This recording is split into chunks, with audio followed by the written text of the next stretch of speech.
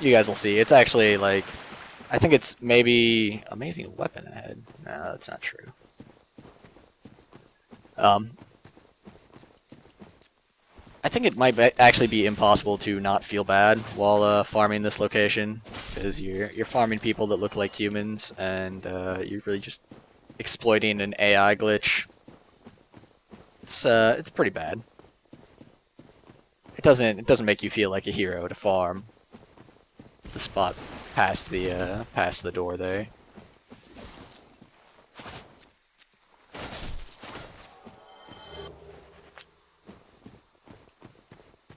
You know, if one of these guys dropped a blooming purple moss clump, I wouldn't be upset about that at all.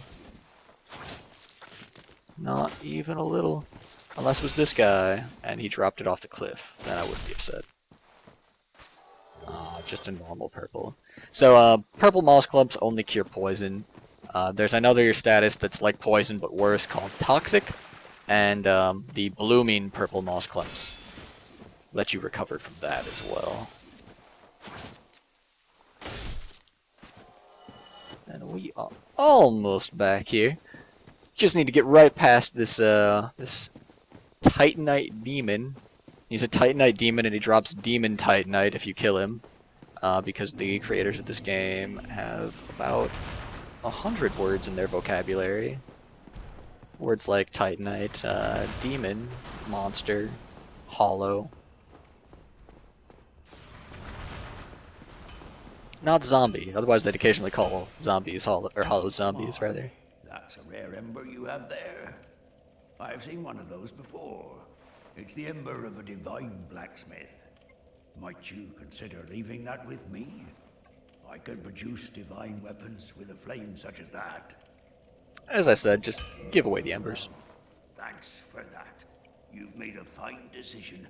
You soon shall see. And now what we want to do is we want to purchase the Crest of Artorias. Sweet. Don't get yourself killed. Neither of us want to see you go hollow. And because we are in the area, and we did just drop 20,000 souls on that, and want to see a return on our investment, we are going to, oh, I actually should have just done this over around the corner there, but, last bonfire we rested at is right over by that door, so we're just going to use a homeward bone. You can buy those for, I think, 600 or 800 souls or something like that. And we are about to find out how to be rolling in souls. So that is not going to be too much of a problem at all. They are not in short supply. Rest there to get our Estus flasks and fire magic back in case we need them. But hopefully we do not.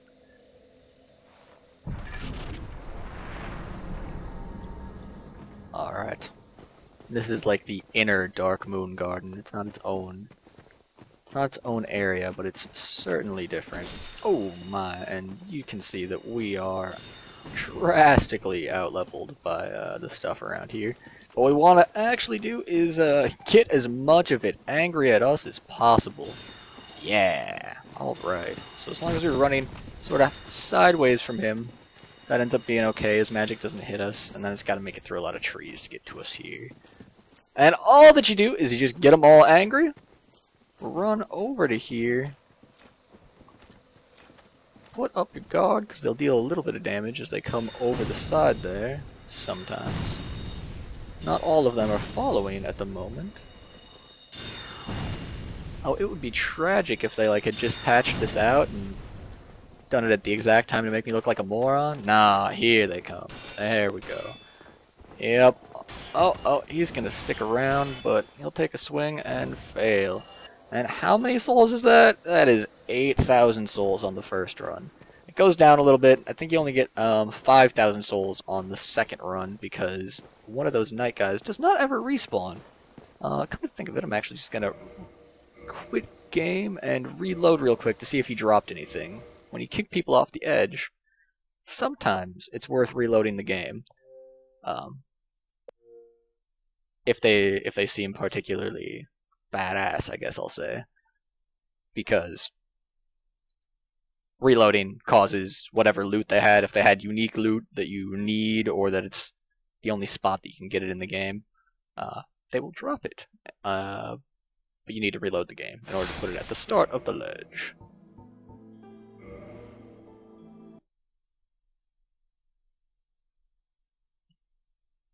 Doesn't take too long to reload the game. I mentioned this before, but as long as you install the game to your hard drive.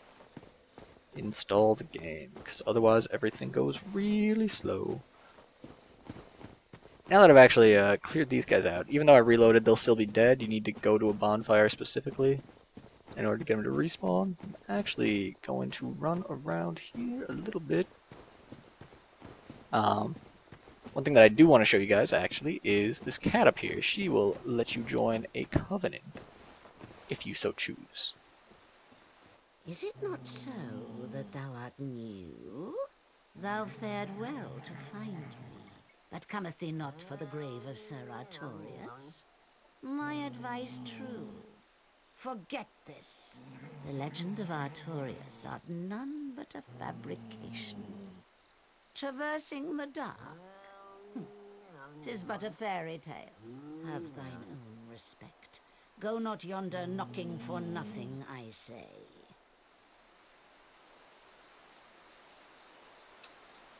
I'll say yes. Well, indeed, thou art a strange one. Nevertheless, I feel some liking for thee. I'm Alvina of the Darkroot Wood. I command a clan of hunters who track down defilers of the forest graves. What dost thou say? Wilt thou not join us? Oh, yes, I believe we would suit thee well. So I'm going to say no. Oh, I see. 'Tis a pity indeed. But this is thine stubborn choice alone. I cannot enforce it upon thee. If thine mind should be altered, forsooth speak to me once more. So the reason why I'm not going to join her covenant is because betraying your covenants is not a great idea. You can get some good items from joining that covenant. But the one in particular that's really good is a fog ring, and you can get that a little bit later in the game without too much effort. If we come back over here, we get some stone armor. That's pretty good. We need to go make some choices about armor, but we'll do so back at that bonfire.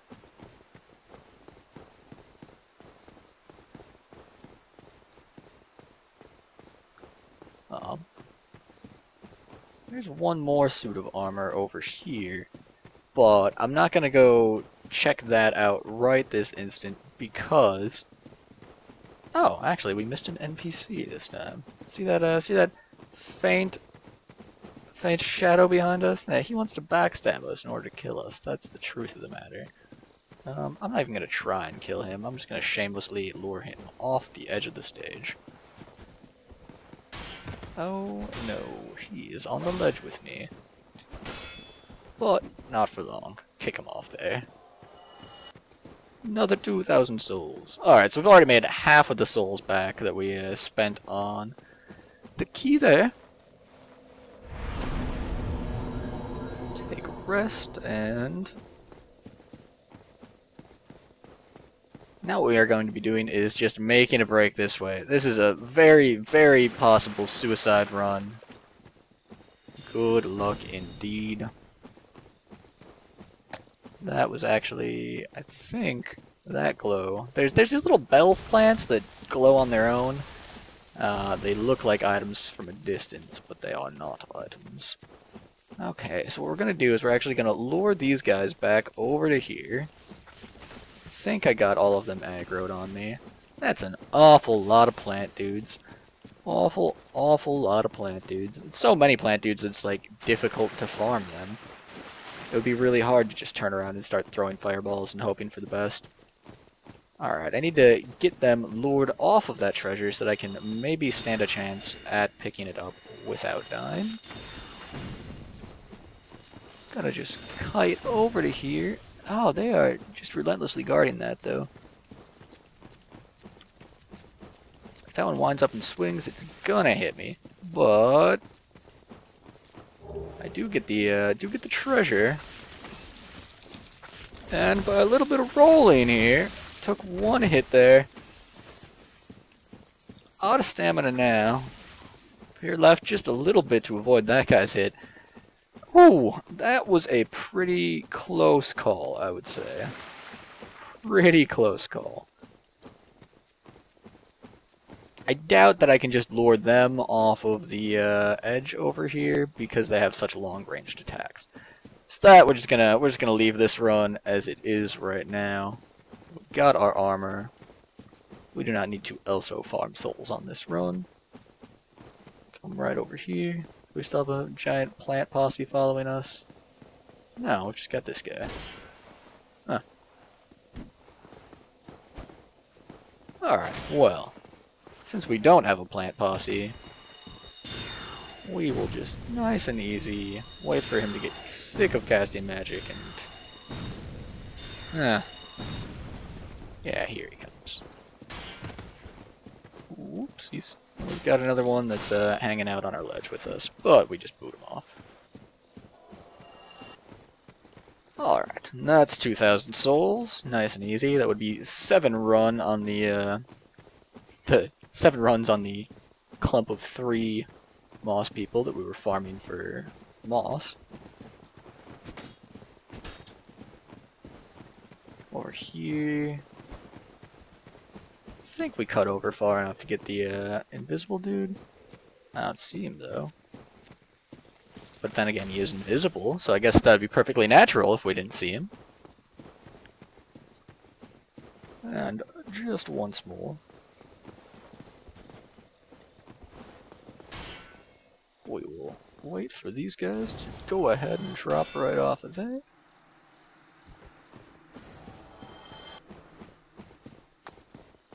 And all that I'm going to farm on this one is just getting our 20,000 souls back. That's all I really want.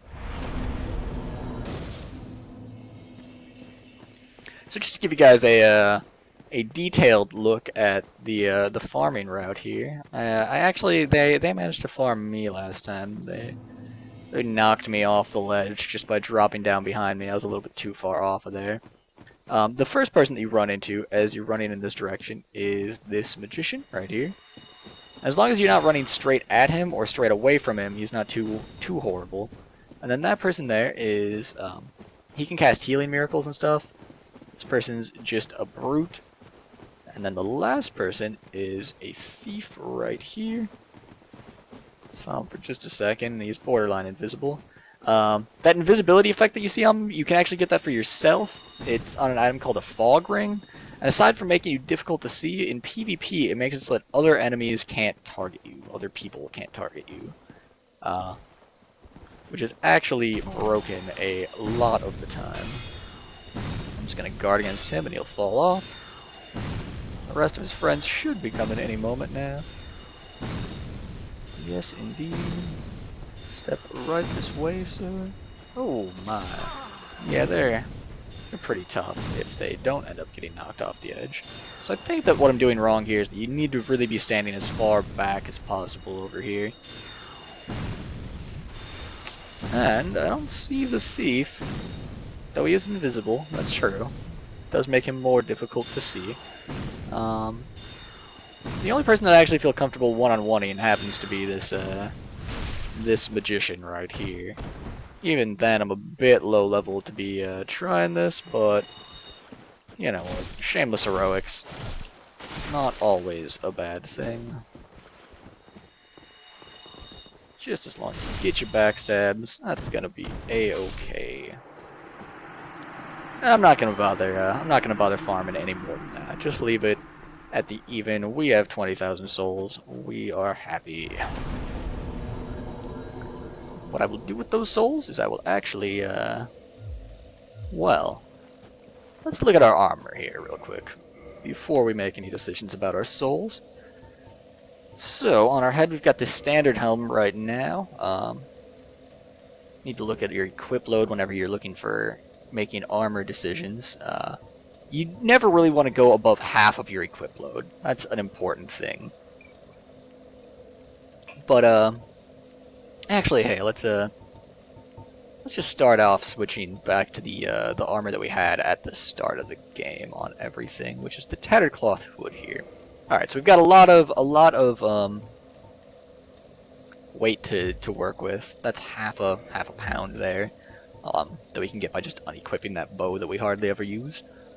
And we can go ahead and take a look here. So we can't actually even equip this Eastern armor.